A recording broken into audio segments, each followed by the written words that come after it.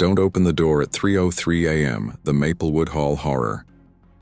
My name is Ashley Parker, and this nightmare happened during my sophomore year at Silver Pine Valley University in Washington. I had just moved into the girls' dorm called Maplewood Hall. From the outside, the building looked normal enough. It was an old red brick structure surrounded by tall pine trees that swayed slowly in the wind. The place looked peaceful during the day, almost beautiful. But the moment I stepped inside, something about the air felt different. Heavier, colder, like the building itself was watching me.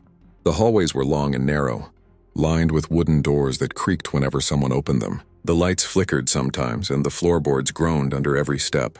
My roommate, Jessica Miller, had already been living there for almost a year. When I walked into our dorm room carrying my suitcase, she looked up from her phone and gave me a small smile. "Hey," she said. "You must be Ashley." I nodded and dropped my bags beside the bed. "Yep, new roommate." She seemed friendly enough. For the next hour, we talked about classes, professors, and how awful the cafeteria food was. Everything felt normal, until she suddenly said something strange. "Hey, quick heads up," she said quietly. I looked at her. "What?" Jessica leaned forward slightly. "If you ever hear someone knocking at our door at 3:03 a.m., don't answer it." I laughed. "Why? Some drunk freshman wandering the hallway?" Jessica didn't laugh. Her face stayed completely serious. "No," she said softly. "Just trust me. Don't open it." The way she said it made the room feel colder, but I brushed it off. Every dorm has weird rumors, ghost stories, urban legends. I figured this was just another one. The first few days at Maplewood Hall were completely normal. I went to classes, met a few friends, and spent most nights studying or scrolling through TikTok in bed. Jessica seemed relaxed most of the time, but every night around 2:50 a.m., she would suddenly stop whatever she was doing. She would check the time, then she'd turn off the lights and go to bed immediately. I asked her about it once. She just said, "You'll understand eventually." That answer didn't exactly make me feel better. On my fourth night in the dorm, something happened. It was around 3 a.m., and I was still awake finishing an essay on my laptop. The dorm was silent, completely silent. No voices, no footsteps, just the quiet humming sound of the radiator in the corner of the room. Then the digital clock on my desk flipped to 3:03 a.m., and that's when I heard it. Footsteps, slow footsteps echoing from the hallway, but they didn't sound normal. They sounded wrong, like someone was walking barefoot, dragging their feet slightly across the floor.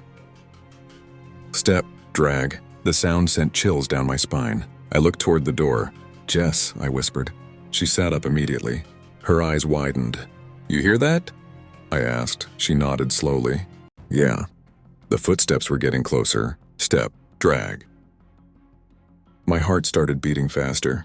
Then the footsteps stopped, right outside our door. For a few seconds, there was complete silence. Then 3 soft knocks echoed through the room. I froze. Jessica grabbed my arm. "Don't move," she whispered. A few seconds passed. Then we heard a voice from the hallway, a girl's voice. Soft, weak, almost like she had been crying. "Hello?"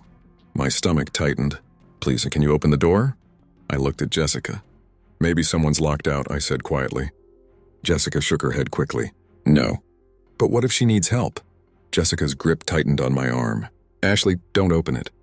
The voice came again, this time sounding even more desperate. "Please, it's cold out here. I can't get into my room." I felt terrible hearing that. It sounded like someone genuinely needed help. I took a step toward the door. Jessica grabbed me again. Her voice was shaking now. "That's not a student." "What do you mean?" I whispered. She swallowed. "That thing outside the door isn't human." Before I could respond, something moved beneath the door. At first, I thought it was a shadow, but then I realized what it actually was. Hair. Long strands of black hair slowly sliding under the gap beneath the door. Wet hair. It moved slowly across the floor like it was alive. My breath caught in my throat. "What the hell?" The hair kept moving. More and more of it creeping into the room. Jessica whispered quietly beside me. "Don't look at it." But I couldn't stop staring. The voice outside spoke again, except this time, it sounded different. Lower, colder, almost distorted. "Ashley." My blood ran cold instantly. "How does she know my name?" I whispered. Jessica didn't answer. She just stared at the door in horror. The voice continued. "I know you're awake." Suddenly, the door handle started turning slowly. The metal rattled softly. My heart felt like it was going to explode. Jessica pulled me back toward the bed.